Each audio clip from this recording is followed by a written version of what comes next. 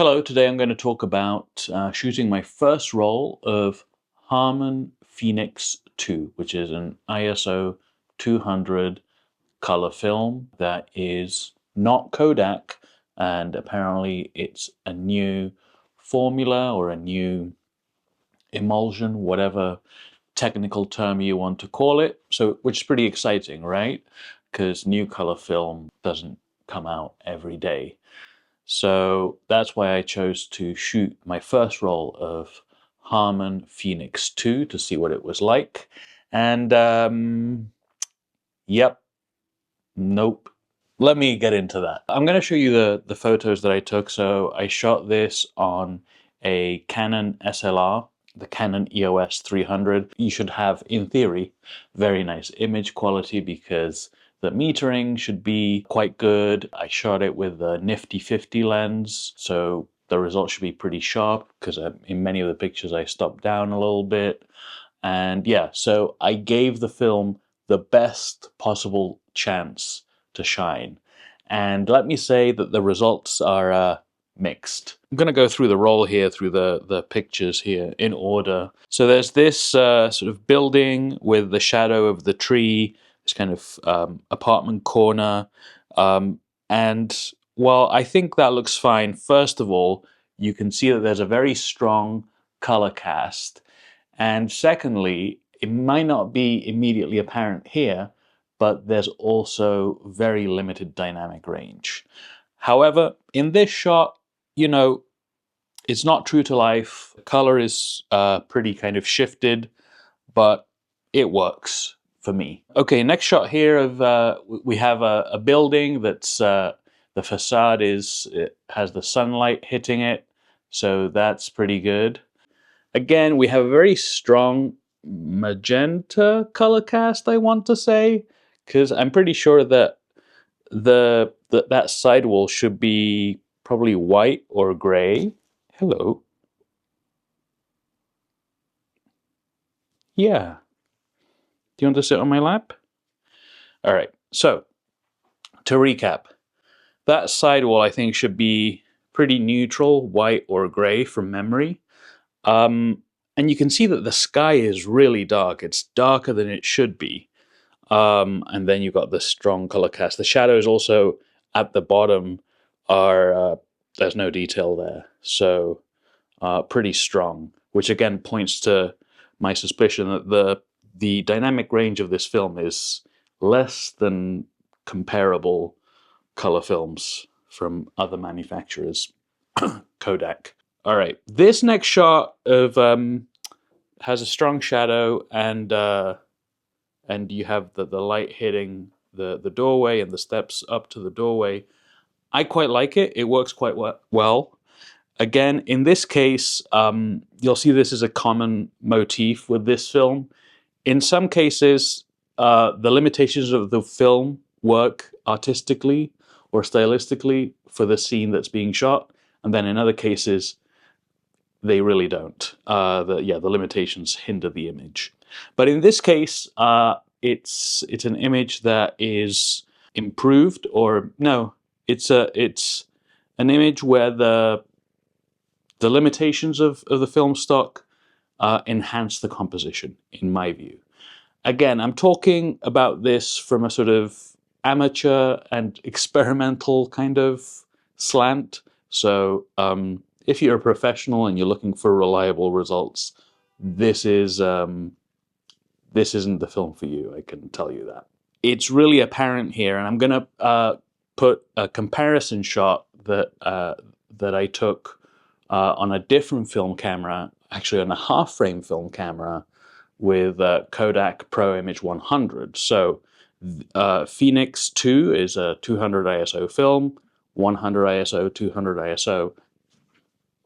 If you factor in the half frame of camera being used for the Pro Image, you know, we're talking apples to apples. And here again, there's no detail in the shadows. The color is really shifted. We're kind of going into nuclear green, I would say.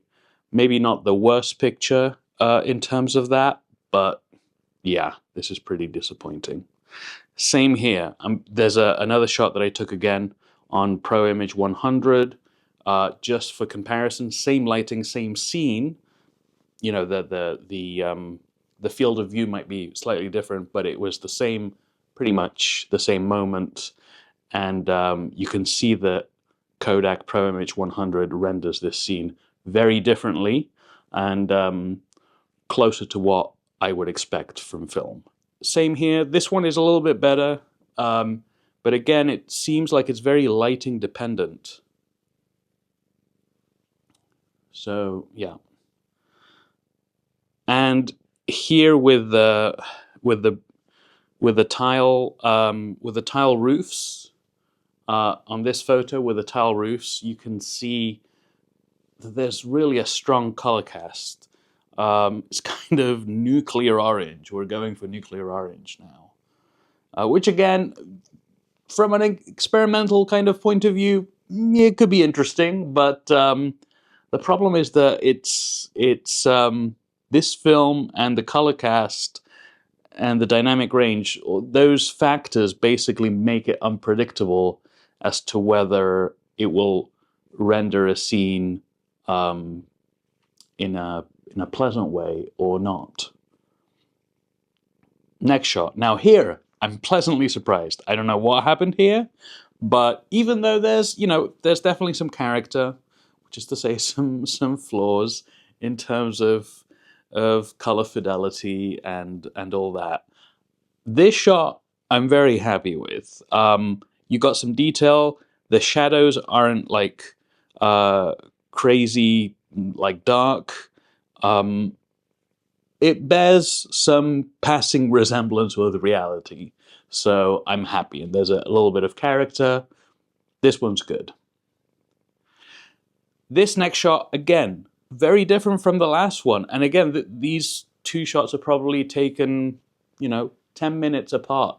So it's not like a different day or anything. I shot most of these photos in the same afternoon. So, it was within the same day. The lighting should be fairly consistent from shot to shot, especially these two, which were taken very close together. But again, the sky there looks super dark. The colors are fine. There's nothing egregious. I mean, obviously they have this kind of strong tint to them, but, I can live with this. Here, this was later in the day, so I can understand why some of the sort of darker areas are quite dark, but even then, they're darker than they should be. But there was a nice reflected sunset on that building, and here it's just basically rendered in this nuclear orange, and there's really no other color. We have like some very dark green and some orange and some kind of grays on the building, and then the sky, which weirdly enough here looks mostly fine. But yeah, very, very odd behavior with this film. And I don't think it's the camera, because I've shot other film with this camera and it's behaved predictably. The results have been predictable.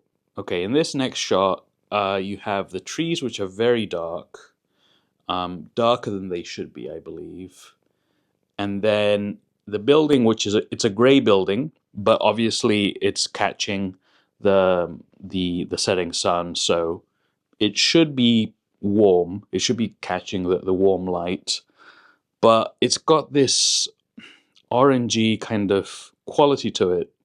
There's definitely that very strong color cast. The way that the warmth of the light is rendered in these pictures is really not pleasing. Really not pleasing at all. It was very nice end of day light, but here it's looking like nuclear fallout, not, pleasant golden hour. Here's an indoor shot, and there was enough light. I had the lights on. I wanted to see how the film would behave in indoor light. And here we see a green tint, but once again, leaning towards that kind of nuclear tinge, as it were. And also, I'm missing some light sensitivity. This looks like it isn't picking up the light sufficiently, or the dynamic range just isn't there, aside from the color cast. And here's another example. Okay, here the light was more muted, but it's interesting to see that when the light is maybe indoors and more muted, we're really shifting towards the nuclear green. So we've gone from nuclear orange in what should have been golden hour sort of warmth, and now nuclear green in indoor light. So not really that pleased. We have some more shots. We have some more kind of end of day golden hour shots. This one is fine. Again, there's a decent amount of light, so the film shouldn't be struggling. We have the color cast there, but in this case, I can live with this. It's got a special look, but you know, it doesn't offend me. This shot I like. I like that there's detail in the sky there, and there isn't so much of that nuclear orange here. So you know what? It has a vintage vibe, even though this is brand new film. So I'll let this one slide. And this is, to me, the most egregious of all the shots in this film roll. Here we are in full nuclear fallout mode. So this is a gray building. Yes, you do have sort of golden hour light, but I'm not getting golden hour from this image. I'm getting nuclear fallout. I'm getting imminent death. Really, really odd. I think I have some shots, maybe not exactly of this part of the building, but from Kodak Pro Image 100 of some other areas of the building in that same light, so that you can compare, because it's really quite... It's a stark difference between predictable color film and whatever this is doing. You know, if the film had reasonably accurate color or more accurate color and some semblance of decent, dignified dynamic range, and it bloomed like this, you know, I could accept it, but it's all the flaws together are really encapsulated in this picture, which just does not do the scene justice. I mean, aside from it being a good picture or not, it's incredible to me. It looks like something is wrong with the film, to be honest. Because I don't understand how, you know, there was that picture where I said it was like full-on nuclear fallout. We go from that to this. This looks somewhat balanced within the stylized world of, you know, the color science of this film, but it looks somewhat balanced. But then there's some other shots where there's no dynamic range, and the color is completely out of whack, and there's no rhyme or reason to it. Now, maybe if you scan your own film and you tweak things, you can get this to kind of look right. But to me, I don't shoot film to scan it. I shoot it for like the color and the feel that the images have. But you know, I let a lab do that. So and I'm using the same lab that I've used in the past, and generally results are consistent, except for this roll of film, which seems to behave in very, very strange ways. So yeah, if you've shot Harman Phoenix II, have you had similar experiences to me? I'd love to hear what your results have been like and what your experience with this film has been like. Because I've watched some other videos, and while some reviewers and some people who are much more professionally inclined than me have found some flaws, their images seem to be a bit more balanced. So I'm just wondering whether I got, you know, just a lemon of a roll, or whether this film isn't quite ready for prime time, or if it's maybe there's some quality control issues. I'd love to hear your thoughts.